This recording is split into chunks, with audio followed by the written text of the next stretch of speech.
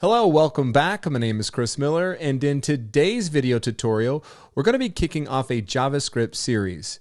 Now, in this one, we're going to specifically take a look at JavaScript functions. And what is a JavaScript function?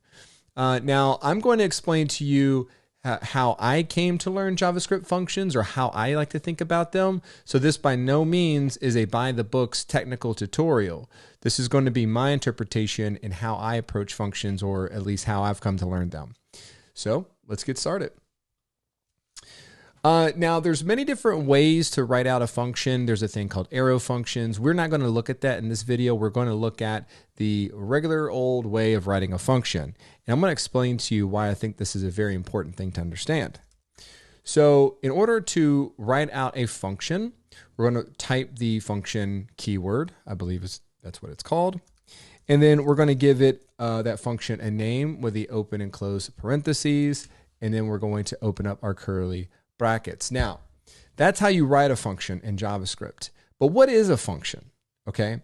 A function is sort of like a box. And so we just created a box. And then inside of our box, we can do something. Okay. Once we put all the stuff inside the box that we want to do something with, we can then take the box, which is the function name, and then we can output whatever it is that's inside the box just by using the box. Okay, so we're defining the box by calling it do something with the function keyword there, and then we're using the box here. If we use the box again and again and again and again, you can expect the same result that many times. Now, I'm going to take a step back and explain why I think it's a good idea to learn the original way of writing a function. That's because how you write a function in PHP looks like this.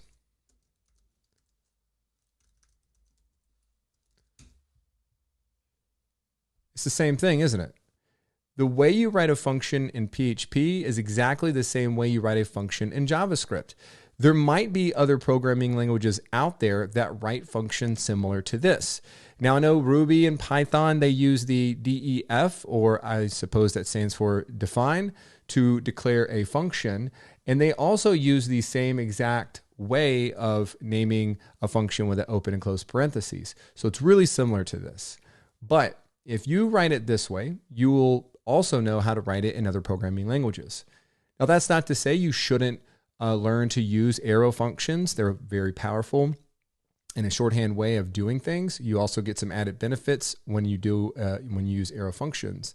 But I think it's very important to understand how to write a regular function as well. That's it for this video.